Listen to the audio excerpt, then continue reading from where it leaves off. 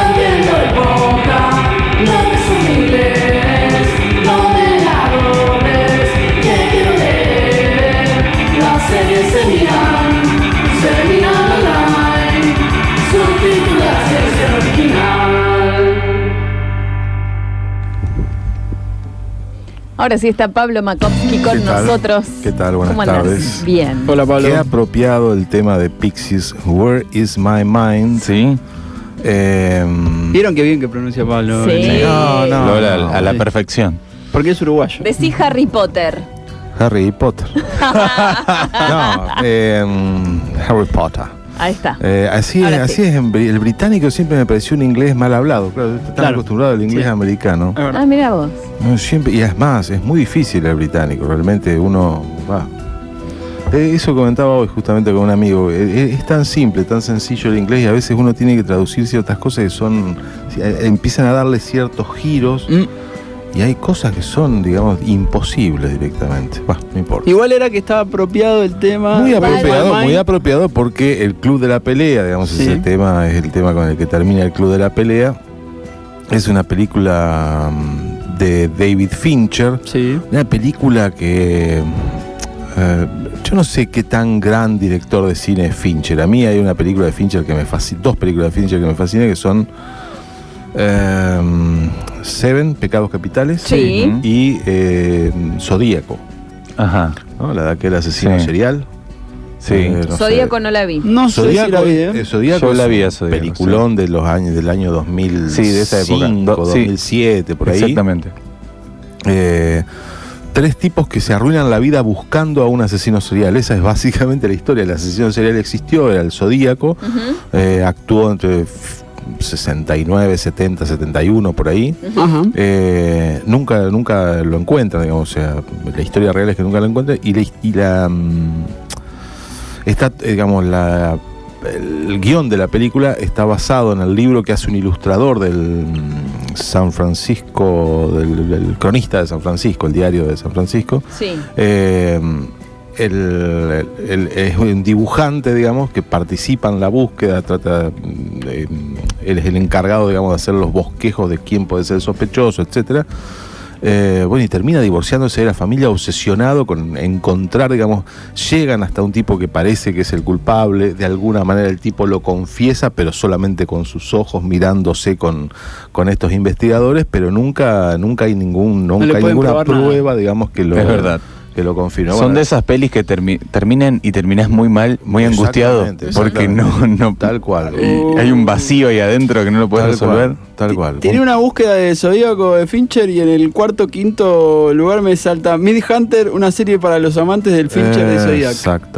Exactamente, porque a esa serie vamos. A esa Ah. serie vamos. Justamente, David Fincher vuelve a trabajar con Netflix. O sea, David Fincher es también responsable de uno de los mayores bodrios de Netflix, que es House of Cards, que no vi ni pienso ver. Mirá Y de vos. la cual Pero- pienso seguir pero hablando lo mal. Y categoriza, de la cual bodrio. pienso seguir hablando mal toda la vida. Bien. Pero bueno, vuelve con. No solamente vuelve David Fincher, ¿Quién vuelve una actriz que, para los que vimos una de las más grandes series, una de las series, no sé si de las más grandes, pero de las series que creó una mitología más concisa y más potente, que fue Fringe, ¿no? La serie Fringe, una serie que se dejó de dar hace ya como 7 años, quizás menos. No la vi. Anna Yo Torv, también. ¿no? Que hacía incluso de ella, o sea, del personaje que ella desarrollaba en la serie Fringe, y hacía también de su doble en el mundo paralelo, con unas diferencias sutiles, pero diferencias al fin, ¿no? Brillante esa actriz. Vuelve a esta serie que se llama Mindhunter. Mindhunter es cazador de mentes. Sí. Yo dije Mindhunter, no sé qué. Sí, bueno, Mindhunter. Bien. Mindhunter, Sí. con H en el medio. Mindhunter es una serie que se pueden ver en Netflix desde el 13 de octubre pasado. Son 10 episodios la primera temporada. Ya está confirmado. Se confirmó incluso en abril, antes de que se estrenara. Se confirmó que iba a tener una segunda temporada. Tiene 2 actores que son geniales, y no me acuerdo los nombres, que son los 2 protagonistas, que son agentes del FBI. A ver, el FBI, la serie transcurre en el año 77.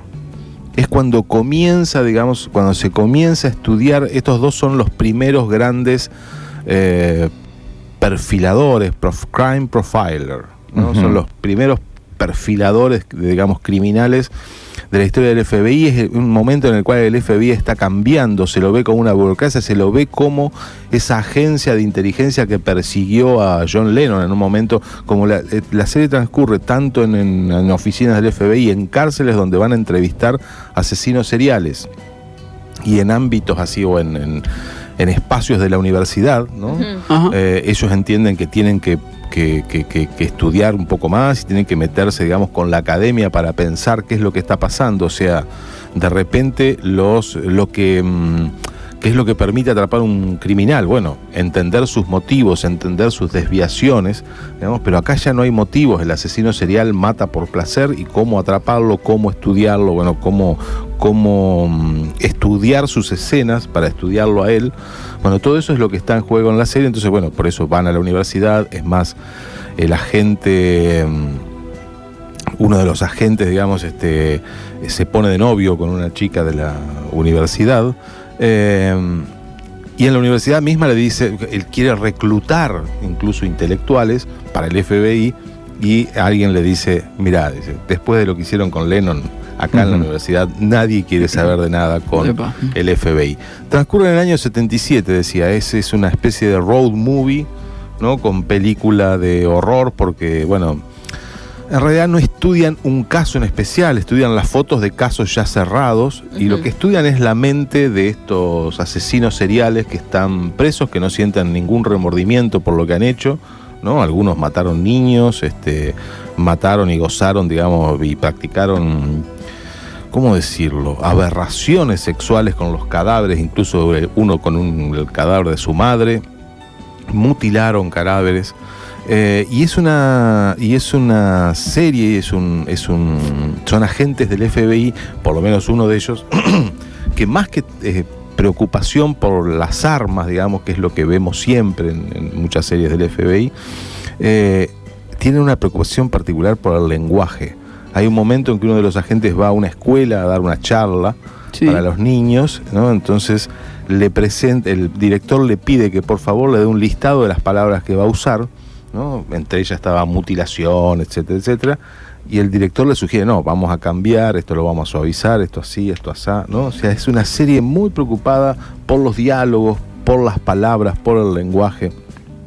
Es una serie muy Fincher, ¿no? En el sentido en el que lo es Pecados Capitales, ¿cómo se llama? El Club de la Pelea, Zodíaco, obviamente. Es como una continuación de Zodíaco, la puesta en escena, digamos, que siempre es esa a ver cómo decirlo, esa cosa. Por ejemplo, la serie tiene una presentación, ¿no? La presentación están acomodadas, la presentación de los créditos, de los títulos, en la cual vemos uno de los instrumentos que más usan estos agentes especiales, que es un grabador, ¿no? Un grabador de cinta abierta. Claro, los 70. Y entonces lo que vemos es cómo acomodan ese grabador para grabar una entrevista.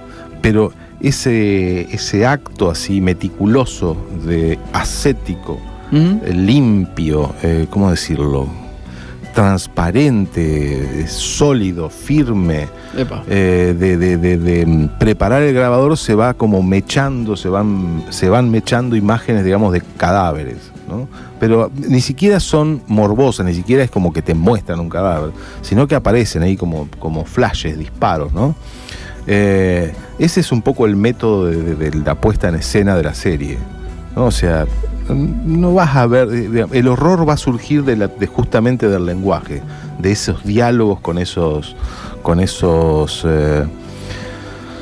yo creo que incluso no serían monstruos, con esos tipos, digamos, que cómo se han creado, cómo es que se han creado esos tipos. Entonces a mí me parece también fundamental, yo creo que todas estas series que vuelven, y esto ya lo hemos dicho acá varias veces, todas estas series que vuelven a ciertos momentos liminares, a ciertos umbrales, digamos, de la historia reciente,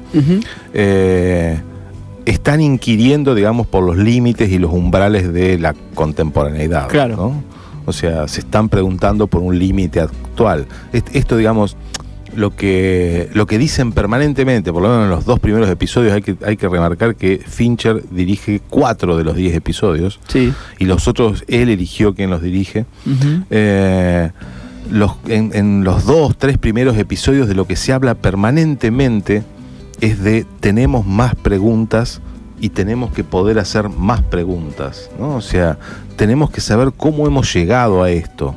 Y son preguntas muy actuales. Uh-huh. Y a la vez es el año 77, hay que remarcar que en el año 77, cuando en el momento en el que está ambientada esta serie, en el año 77 es el fin de Vietnam, ¿no? Es el post-Watergate, ¿no? O sea, la política, todo eso que siempre se pensó, digamos, el Estado sabe lo que hace, de alguna manera, digamos, tenemos un padre Estado, gobierno que sabe lo que hace, acaba de derrumbarse con Watergate, claro. ¿no? Acaba de derrumbarse con ese escándalo que fue Watergate, el hotel el edificio donde se realizaban las convenciones de los demócratas, y se descubre que Nixon estaba en el poder, y el asunto ahí es que, bueno, se descubre que los espiaban con micrófonos, espiaban la convención de los demócratas. Digamos, lo que se descubre es un escándalo atroz. Y termina renunciando. Sí, termina de alguna manera renunciando Nixon. Pero digo, es un escándalo que hace que el presidente... Es un escándalo, digamos, que crea una crisis política sin precedentes, ¿no? Y es una crisis política que no se resuelve, digamos, en 2 patadas. Bueno, en todo ese marco, digamos, se desarrolla esto. Yo les voy a dar un dato de una cosa que traduje hace poco sobre el tema de cuando sucede esto de la masacre de Las Vegas.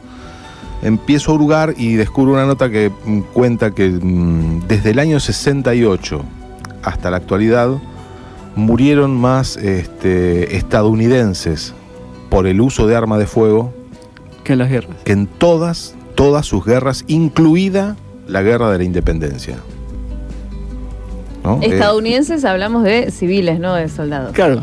Todo. Bueno, pero justamente claro, en suelo estadounidense, de hecho, The Nation, que es un periódico de izquierda que recomiendo, calificó a esta matanza de Las Vegas como un nuevo acto terrorista de la NRA, la Asociación Americana del Rifle. Claro. O sea, me encantó esa definición. Bueno, lo que quiere decir es, los tipos marcan del año 68 hasta la actualidad. ¿Por qué el 68, dicen?